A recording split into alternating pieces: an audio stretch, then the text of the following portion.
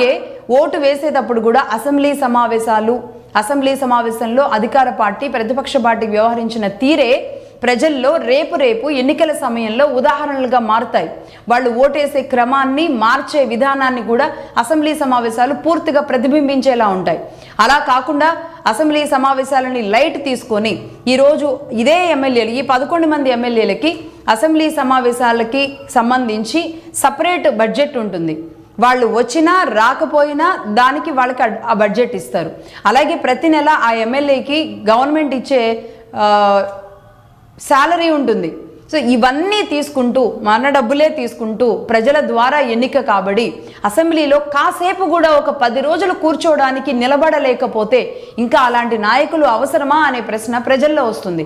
కాబట్టి రాజకీయ పార్టీలు పూర్తిగా తీరు మార్చుకోవాలి. సోషల్ మీడియా వేదికలుగా పేపర్ పులుల్లాగా రెచ్చిపోవడానికి, ఒకరినొకరు వ్యక్తిత్వ హననాలు చేసుకోవడానికి, వీళ్ళ వీడియోలు వాళ్ళు, వాళ్ళ వీడియోలు వీళ్ళు ట్రోల్ చేసుకోవడానికి కాకుండా కాస్త కూస్తో నాయకులుగా మా అందరికంటే అన్ని రకాలుగా, ప్రజల కంటే అన్ని రకాలుగా అనేక మంది కంటే, ఎందుకంటే ఈరోజు నాయకులుగా వాళ్ళు గుర్తించబడి ప్రజల చేత ఎన్నుకోబడ్డారు అంటే వారికి ఆ స్థానం ఉంటుంది.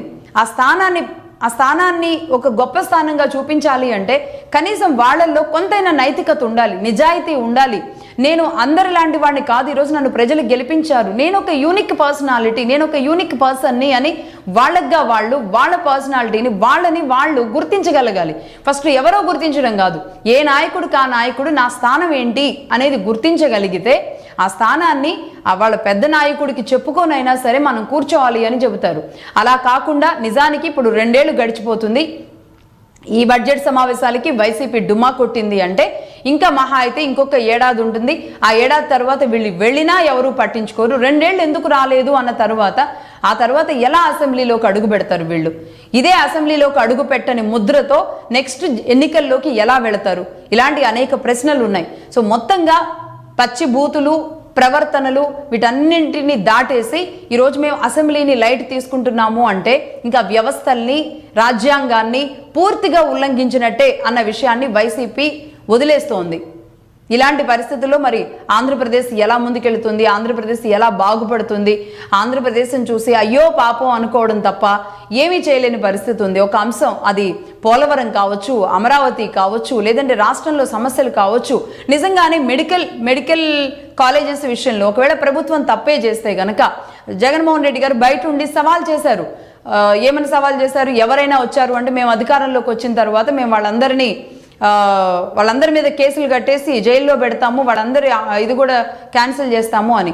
మరి టెండరింగ్కి పిలిచినప్పుడు ఏ ఒక్క వ్యాపారి కూడా రాలేదు. ఆఖరికి నారాయణ మెడికల్ ఇన్స్టిట్యూట్స్కి సంబంధించి వాళ్ళు కూడా మెడికల్ కాలేజెస్కి సంబంధించిన టెండరింగ్లో పాల్గొనలేదు వాళ్ళు.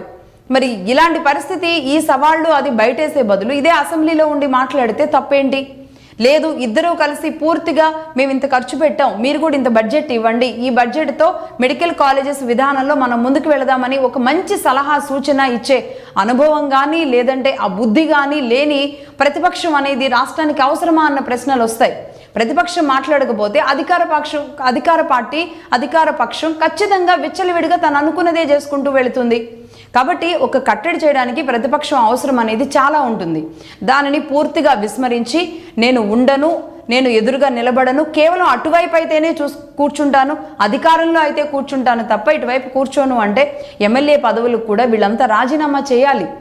అక్కడ ఇంకొక ఎమ్మెల్యేని గెలిపించుకుంటారో ప్రజలు, లేదంటే ఇంకేం చేస్తారో ఆ తర్వాత అసెంబ్లీ సాక్షిగా ఒక గొంతులు వినిపించే అవకాశాలు అయితే ఉంటాయి.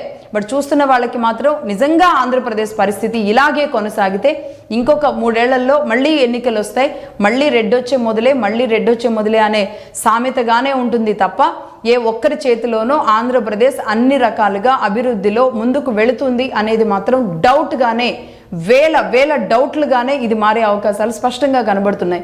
ఇదేదో ఒక పార్టీని విస్మరించడానికి, ఒక పార్టీ విధానాన్ని తప్పుపట్టడానికో ఇది కాదు. నిజానికి ప్రతి ఒక్క వ్యక్తి రాజకీయాలకు అతీతంగా ఆలోచించాల్సిన అవసరం ఈరోజు ఉంది. రాజకీయాలకు అతీతంగా చూస్తున్న ప్రతి ఒక్క ప్రజలకు కూడా ఇది అర్థం కావాలి. ఆ నియోజకవర్గ ఎమ్మెల్యేలను కూడా మీరు ఎందుకు అసెంబ్లీకి వెళ్ళడం లేదు అని నినదించాలి. అధికార పార్టీ ఖచ్చితంగా వీళ్ళు రాకపోతే అధికార పార్టీకి చాలా మంచిదే.